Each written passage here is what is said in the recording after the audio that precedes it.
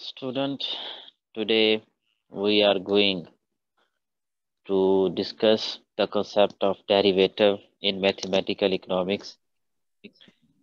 अगर हमें एक फंक्शन दिया गया हो y is equal to f of x, यानी एक फंक्शन हमें ये दिया गया है और इसका डेरिवेटिव हम फाइंड आउट करना चाहें तो उसको हम राइट करेंगे या तो एफ प्राइम एक्स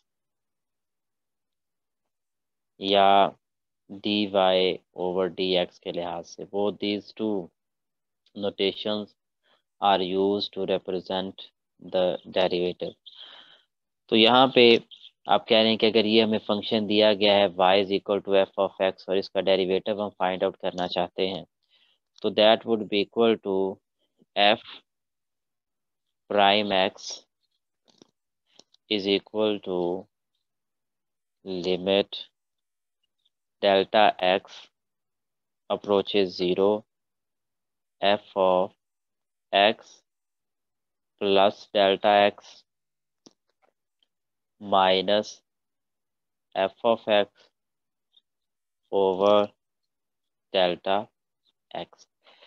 तो अगर लिमिट एग्जिस्ट करती हो तो हमारे पास ये जो है वो डेरिवेटिव का एक जनरल फार्मूला जो है वो हमारे पास आ जाएगा। अब इन शॉर्टेस्ट और इन सिंपलेस्ट वर्ड्स हम ये कह सकते हैं कि जो डेरिवेटिव होता है बेसिकली ये हमारे पास रेट ऑफ चेंज होता है और ये रेट ऑफ चेंज होता है हमारे पास डिपेंडेंट वेरिएबल का with respect to change in explanatory और इंडिपेंडेंट वेरिएबल। जैसे यहाँ पे अगर आप देखें तो एक्स पे जब चेंज आता है और ये जो चेंज होता है ये इंतहाई बाइनर चेंज आता है, इंतहाई मामूली तब्दीली जो है ना वो आती है। तो इस बाइनर चेंज की वजह से हमारा जो फंक्शन चेंज होता है उस पे जो इफेक्ट आता है उसको डेरिवेटिव का जो है ना वो नाम दिया जाता है। लुक एट इट कि अगर ये चेंजिंग का आपके पास साइन है तो इसको इसमें से अगर आप ओरिजिनल फंक्शन सब्ट्रैक्ट करते हैं और फिर चेंज इन एक्स पे जो है ना वो डिवाइड करते हैं तो जो रिजल्ट आपके पास आता है वो बेसिकली हमारे पास जो है ना रेट ऑफ चेंज होता है या वही हमारे पास जो है ना वो डेरिवेटिव जो है वो कहलाता है। डेरिवेटिव जो है उसके लिए हमारे पास जो एक नेसेसरी कंडीशन होती है वो होती है कॉन्टिन्यूटी कि आप जब डेरिवेटिव फाइंड आउट करना चाहें तो उसके लिए ये नेसेसरी होता है कि आपका जो फंक्शन हो वो कॉन्टिन्यूस फंक्शन हो। और कॉन्टिन्यूटी के बारे में हमने अपने first lecture ingredients of mathematical economics के अंदर पढ़ा था और उसमें हमने बताया था कि कॉन्टिन्यूस फंक्शन वो फंक्शन होता है जिसका graph you can draw without uplifting the pen.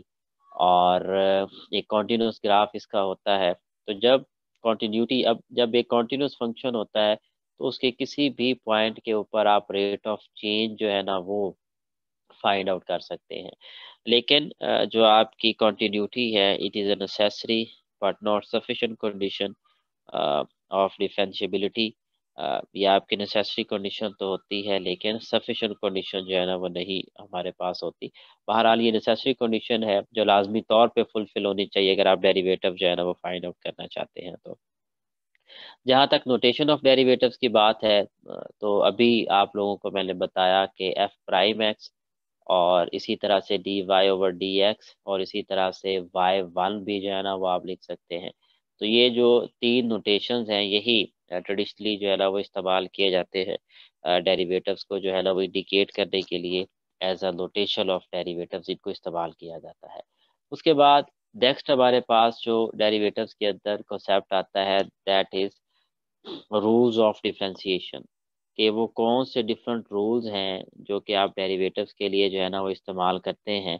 Basically जो डिफरेंशिएशन है वो स्टूडेंट्स हमारे पास जो है प्रोसेस होता है या आप कह लें कि differentiation is the process of finding the derivative of a function कि किसी भी फंक्शन का डेरिवेटिव फाइंड आउट करने का जो प्रोसेस होता है उसको डिफरेंशिएशन का जो है ना वो नाम दिया जाता है। अब जब हम डिफरेंशिएशन की बात करते हैं तो जो रूल्स ऑफ डिफरेंशिएशन है हमारे पास तो वो डिफरेंट रूल्स जब हम डिस्कस करते हैं तो उसमें जो फर्स्ट रूल हमारे पास आ जाता है डिफरेंशिएशन का, वो बच्चों रूल हमारे पास ये है, उसको नाम दिया जाता है कांस्टेंट फंक्शन रूल। यानी जो फर्स्ट रूल है हमारे पास, that is term as constant function rule, sorry, constant function rule. तो जो कांस्टेंट अगर हमारे पास कोई वैल्यू है और उसका डेरिवेटिव हम फाइंड आउट करना चाहते हैं, तो उसका जो डेरिवेटिव होगा वो जीरो के इक्वल हो जाएगा। लुक एट इट, अगर हमारे पास एक फंक्शन है f of k, sorry, f of x is equal to k, ये हमारे पास एक function f of x is equal to k, और इसका आप डेरिवेटिव फाइंड आउट करना चाहते हैं तो वो सिंपल बनेगा f prime of x is equal to zero. And the reason behind this solution is के जो डेरिवेटिव, जैसे मैंने पहले बताया कि ये हमारे पास रेट ऑफ चेंज होता है। ये देखिए यहाँ पे लिखा भी हुआ है कि डेरिवेटिव क्या होता है, बेसिकली रेट ऑफ चेंज होता है।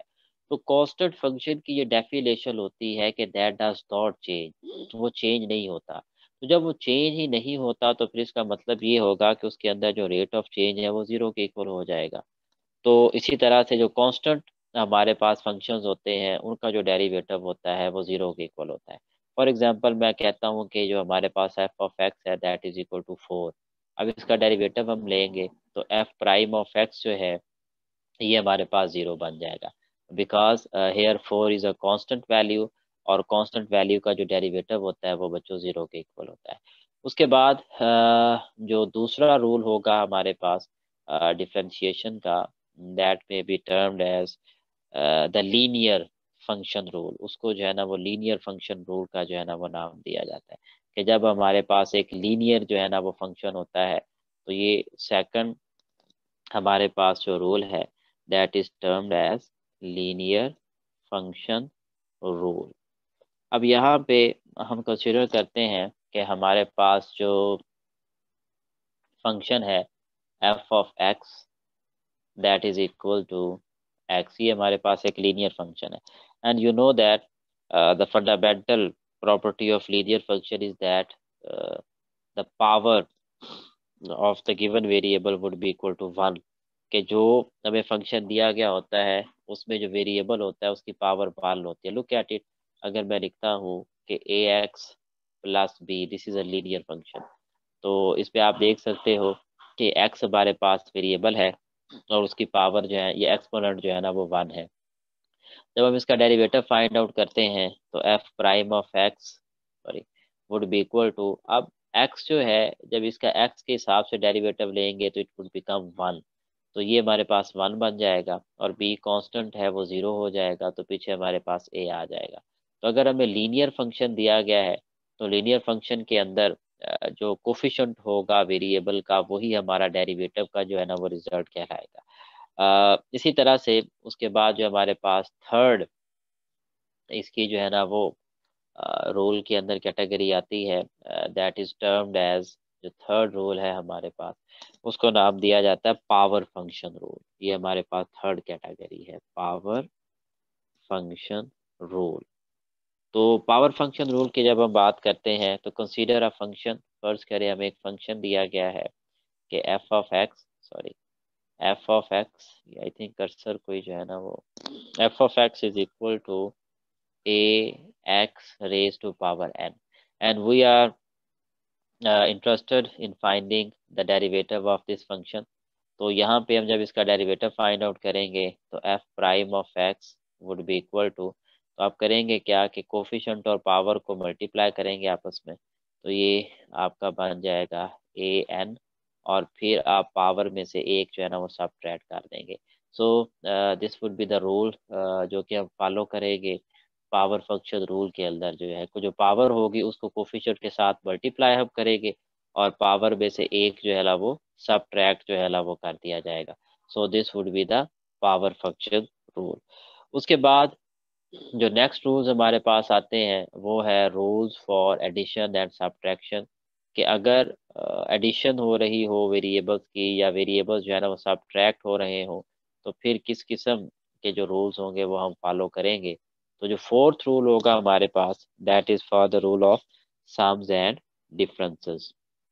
साम जमा को कहते हैं, और डिफरेंसेस जो हैं वो या डिफरेंस जो है वो सब्ट्रैक्शन को कहते हैं। तो ये जो रूल है हमारे पास, इसको अगर हम डिस्कस करें, फॉर एग्जांपल अगर मैं लिखूं कि f of x is equal to g x plus h x, तो ये दो आपके फंक्शन जो है ना वो आपस में ऐड हो रहे हैं, या इसके साथ अगर नेगेटिव का साइन भी लगा दें या आप कह लें कि सब्ट्रैक्ट हो रहे हैं। और जब हम इसका डेरिवेटिव फाइंड आउट करते हैं तो ये आपकी राइट हैंड साइड जो है वो डेरिवेटिव फॉर्म में आ जाएगी। तो ये बनेगा f prime x would be equal to g prime x plus h prime x. यानी आपका जब दो फंक्शंस आपके सम हो रहे हों या उनका डिफरेंस हो और आप डेरिवेटिव लेते हैं, तो वो उन दोनों के अलग अलग डेरिवेटिव्स का जो सम और डिफरेंस जो है ना वो बन जाएगा। इसके बाद जो नेक्स्ट रूल है हमारे पास, that is called the product rule, कि अगर हमारे पास दो फंक्शंस जो है ना वो आपस में मल्टीप्लाई हो रहे हो तो उसका डेरिवेटिव अब कैसे फाइंड आउट करेंगे। Look at it, if we have a function f of x is equal to, चलें let me change the notation here. अगर यहाँ पे नोटेशन चेंज करते हैं तो ये मैं लिखता हूँ u डॉट वी। यहाँ पे दो फंक्शन है हमारे पास, एक u है और v है, और दोनों आपस में मल्टीप्लाई हो रहे हैं। And when we take the derivative तो f prime x would be equal to, ये बनेगा फर्स्ट फंक्शन का डेरिवेटिव दूसरा फंक्शन उसी तरह से प्लस पहला फंक्शन उसी तरह से दूसरे फंक्शन का डेरिवेटिव। तो ये हमारे पास जो है ना वो प्रोडक्ट रूल आ जाएगा, जिसकी मदद से हम जो है ना वो डेरिवेटिव फाइंड आउट करते हैं। उसके बाद जो नेक्स्ट रूल हमारे पास आएगा that is termed as quotient rule, कि अगर हमारे पास जो है वो फ्रैक्शन की फॉर्म में वैल्यूज दी गई हों तो कैसे हम जो है वो फाइंड आउट कर सकते हैं क्वोशंट रूल को इस्तेमाल करते हुए डेरिवेटिव जो है। लेट वी ड्रॉ इट, इसको जो है ना हम इस्तेमाल करते हैं क्वोशंट रूल को। तो इसमें फर्ज करें कि हमारे पास जो फंक्शन है f of x that is equal to, sorry ये कोई माउस जो है वो प्रॉब्लम कर रहा है, f of x is equal to u over v, sorry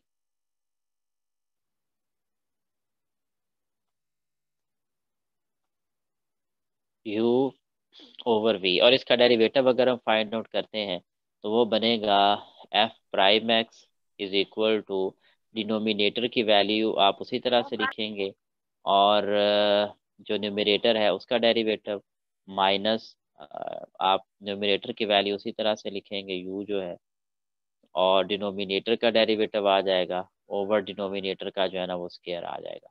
तो ये हमारे पास जो है ना वो क्वोशंट रूल होता है जिसको हम अप्लाई करते हैं। ये यू है वी नहीं है। तो ये दोबारा रिप्लाई करता हूँ कि डिनोमिनेटर उसी तरह से जो भी उसकी वैल्यू है न्यूमरेटर का डेरिवेटिव माइनस न्यूमरेटर उसी तरह से डिनोमिनेटर का डेरिवेटिव ओवर डिनोमिनेटर का स्क्वायर। तो ये हमारे पास जो है ना वो power function rule, sorry quotient rule जो है ना वो कहलाएगा। इसके बाद जो नेक्स्ट रूल है हमारे पास that is generalized power function rule. पहले सिंपल पावर फंक्शन रूल था, अब हमारे पास है जनरलाइज्ड पावर फंक्शन रूल। तो ये हमारे पास एक और जो है ना वो रूल आ जाएगा।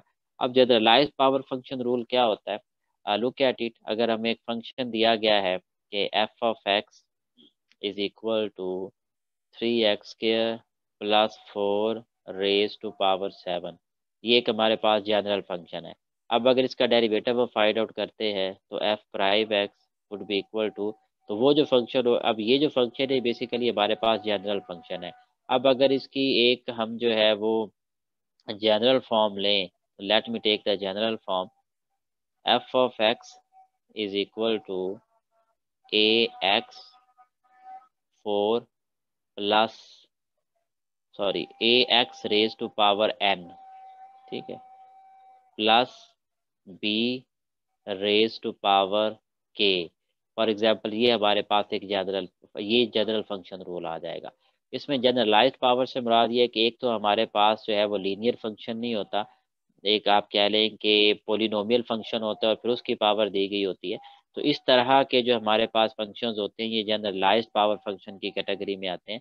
और जब इसका डेरिवेटिव हम लेते हैं तो उसके लिए एक प्रोसीजर जो हम फॉलो करेंगे वो ऐसे होगा कि सबसे पहले हम इस पावर को सॉल्व करेंगे, इसका डेरिवेटिव लेंगे, ये जो पावर यहाँ पे दी गई है यानी के को साथ पे ला के लिखेंगे और a x raise to power n plus b, और उसकी पावर में से एक हम माइनस कर देंगे, और फिर जो ब्रैकेट के अंदर हमारे पास फंक्शन होगा उसका हम डेरिवेटिव लेंगे, जो कि हमारे पास ए बनेगा, और उसको इसके साथ मल्टीप्लाई कर देंगे। ठीक है जी, sorry, a n x n minus one बनेगा। तो इसको जो है ना वो हम साथ मल्टीप्लाई कर देंगे। तो ये हमारे पास जो जनरल पावर फंक्शन का या जनरलाइज्ड पावर फंक्शन का जो है ना वो एक रूल होता है, जिसको हम फॉलो करते हैं। उसके बाद एक हमारे पास आ जाता है chain rule. Chain rule method हम उस वक्त इस्तेमाल करते हैं जब हमारे पास कंपोजिट फंक्शन हो। जेर में रखिएगा कि चेन रूल मेथड जो है तो उस वक्त इस्तेमाल किया जाता है well we have composite function. For example अगर कंपोजिट फंक्शन की बात हम करें, let me write it, chain rule method. Composite function किस किस्म का हो सकता है? फॉर एग्जांपल अगर मैं लिखूं कि y is a function of u while u is a function of x। अब देखिए कि y जो है वो u पे डिपेंड कर रहा है और जो u है वो x पे डिपेंड कर रहा है। तो ये हमारे पास आप कह लें कि कंपोजिट फंक्शन जो है ना वो बन जाता है। और basically we are going to find out the derivative of y with respect to x। हमने y का x के हिसाब से डेरिवेटिव फाइंड आउट करना है। तो इसके लिए हम चेन रूल अप्लाई करेंगे, d y over d x would be equal to. तो उसके लिए होगा क्या कि पहले y का u के हिसाब से डेरिवेटिव फाइंड आउट करेंगे, d y over d u, और फिर u के x के हिसाब से डेरिवेटिव जो है ना वो हम फाइंड आउट करेंगे यहाँ पे, सॉरी, हाँ ठीक है। तो ये हमारे पास दूसरा डेरिवेटिव बन जाएगा, यानी पहले y का u के हिसाब से और फिर u का x के हिसाब से। ये u है ये वाला जो है, ठीक है जी। अब देखिए ये भी डी यू है, ये भी डी यू है, ये दोनों आपस में कैंसल आउट हो जाएंगे, तो पीछे d y over d x आ जाएगा। तो इसको जो है ना वो चेन रूल मेथड का जो है ना वो लाभ दिया जाता है। तो ये है बच्चों डिफरेंट हमारे पास जो रूल्स डिफरेंशिएशन के जो हम अप्लाई करते हैं while we are taking the derivatives of different functions। इसमें हमने जो कांस्टेंट फंक्शन रूल से लेके चेन रूल तक ऑलमोस्ट जितने भी 8 रूल्स बनते हैं उनको डिस्कस किया। अब आप लोगों की ये असाइनमेंट है कि आपने हर रूल के दो दो क्वेश्चन सॉल्व करने हैं, और सॉल्व करने के बाद उसकी पीडीएफ फाइल बना के जो है ना वो मुझे सेंड करनी है। अब अगर आप किसी को भी इस में कोई प्रॉब्लम है, आप कुछ पूछना चाहते हैं, तो आप